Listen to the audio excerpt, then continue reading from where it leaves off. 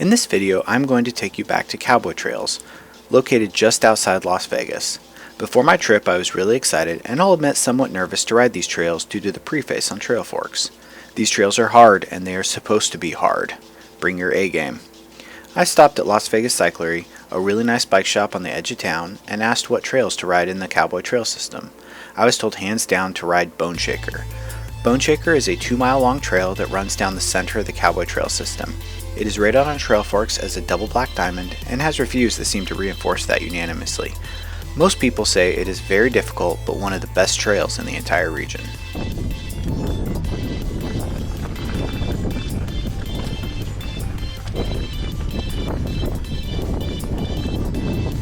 The climb to the top is grueling to say the least, and by the time I reached the top of the Mesa, I was already tired. The view is phenomenal though, almost worth the climb all by itself. The top of the trail starts out slow, winding across the top of the flat Mesa. I'll admit at first I was not really impressed. It felt somewhat boring, and after the reviews I had read online and from locals, I was starting to think I might have gotten duped.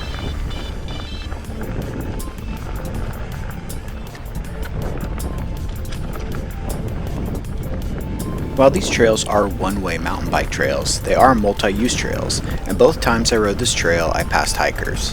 However, unlike some other places I've ridden, the hikers here seemed very pleasant and were quick to allow bikes to pass without any kind of complaint.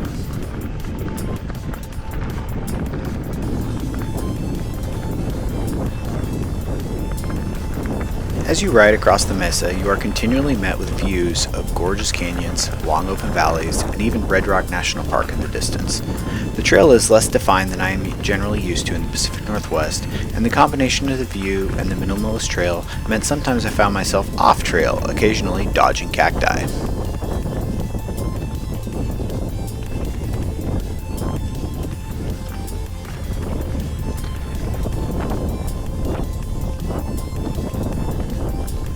I put on my knee pads at the Bone Shaker signpost, but it was an additional half-mile past the sign that the trail actually starts descending. It's an easy flat pedal, so it wasn't difficult, but I would relate it similar to Predator at Tiger Mountain, where you don't necessarily need to gear up at the trailhead, but wait until the actual terrain starts.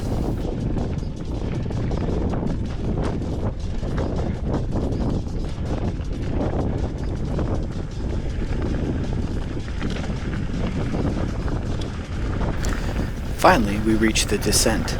It starts as a fast flowing mellow rip through the desert. Nothing sketchy or really difficult. I would rate this upper section as a spicy green circle.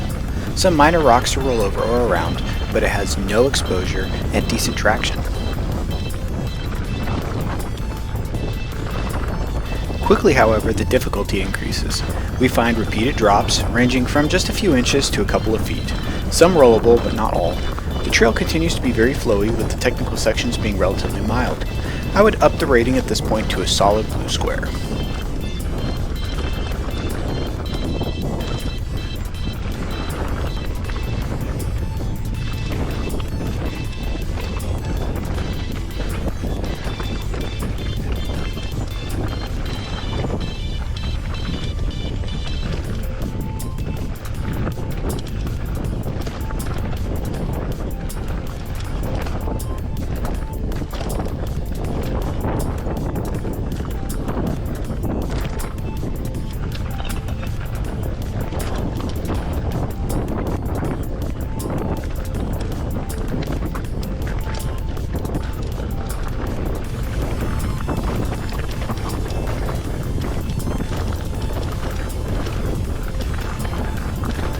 A little over a third of the way down, we drop off the top of the Mesa.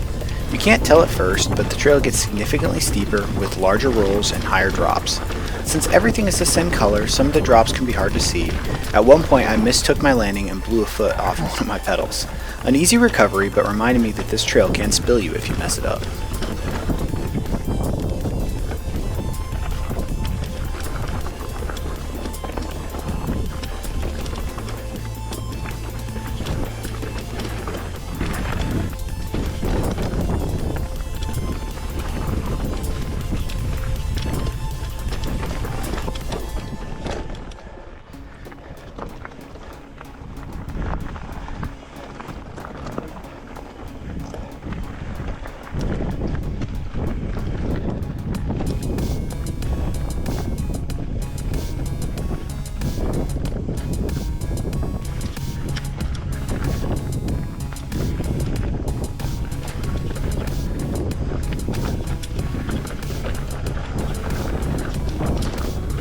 And then things get really fun.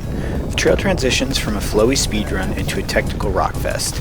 Steep chutes, some narrower, some wider, with varying degrees of difficulty, become more and more prevalent. I found I was going significantly slower than the upper section, yet the trail was far more thrilling. At this point in the trail, I would up the rating to a single black diamond. All the features seem rollable if you know your lines. If you don't, you could easily find yourself face down in the rocks. Here we are met with a handful of rock staircases, with 2 to 4 foot cascades down each. Strategic roller rocks are placed between each one of the cascades and stairs to make the sections flow smoothly. But don't let the GoPro effect fool you, they are actually really steep.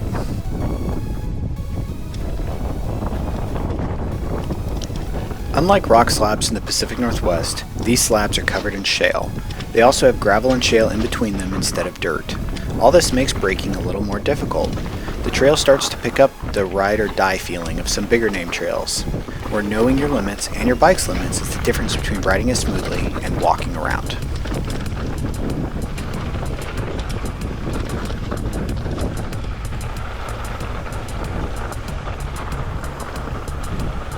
Around the halfway point, we reach another mesa with a short, flat traverse across the top. If a break is needed, or you want a place to wait for other riders, this is the spot to do so. It is a nice spot to catch your breath before you're back on it again.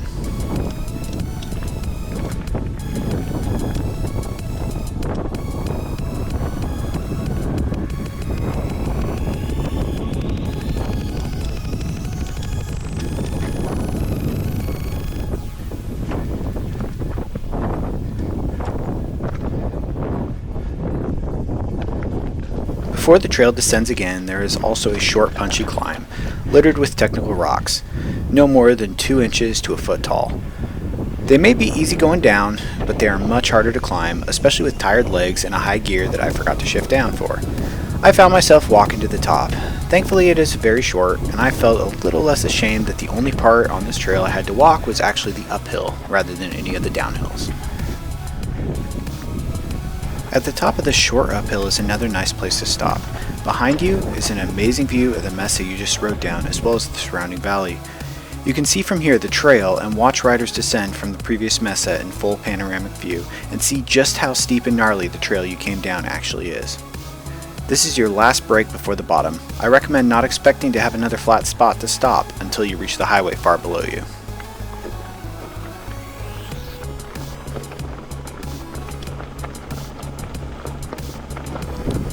From this point, the trail ups the ante once again.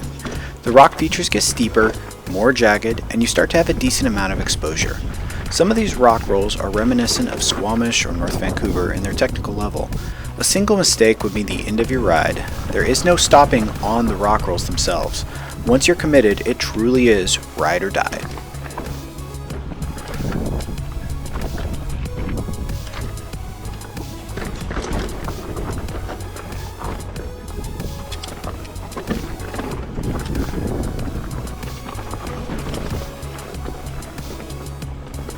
During this last third of the trail, you lose a ton of elevation. It feels like you're going straight down half the time as you descend the desert cliffs. I never felt uncomfortable by any means, but the trail really does demand a level of respect I was not expecting. There's one section got me both times I rode Bone Shaker, a 180-degree right-hand switchback with a 3-foot drop in the middle of it. It is steep enough of a drop you can't roll it, and tight enough I wasn't able to manipulate the bike around quick enough to pop it.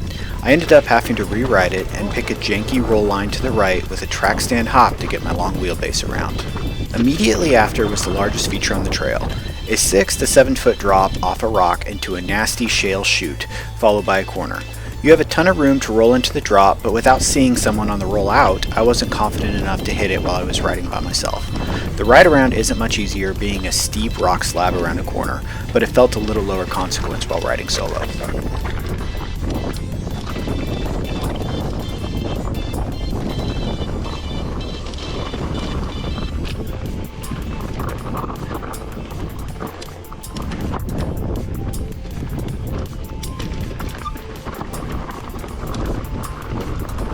We ride a few more rock slabs so they're a little easier before the trail once again starts mellowing out.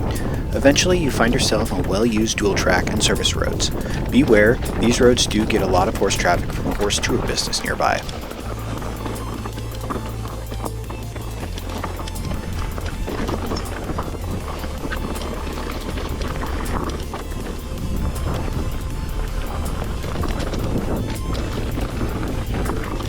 Bone Shaker is a phenomenal trail, reaching my list of all-time favorites. It is different than what I am used to in the Pacific Northwest for sure, but maintains a high level of skill needed and technical riding I have come to really enjoy. While it might start mellow, it does earn its diamonds. I personally would rate it as a solid single black or as an easy double black diamond, enough to be fun without pushing the envelope. If you ever find yourself in the Las Vegas area with a mountain bike, this is a must ride in my books.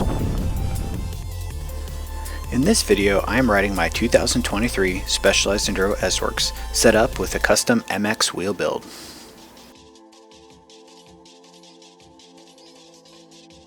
Thanks for watching Lions MTB Trail Tours.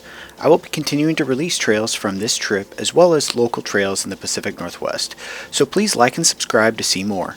And if you have any trails you want to see on here, please leave a comment.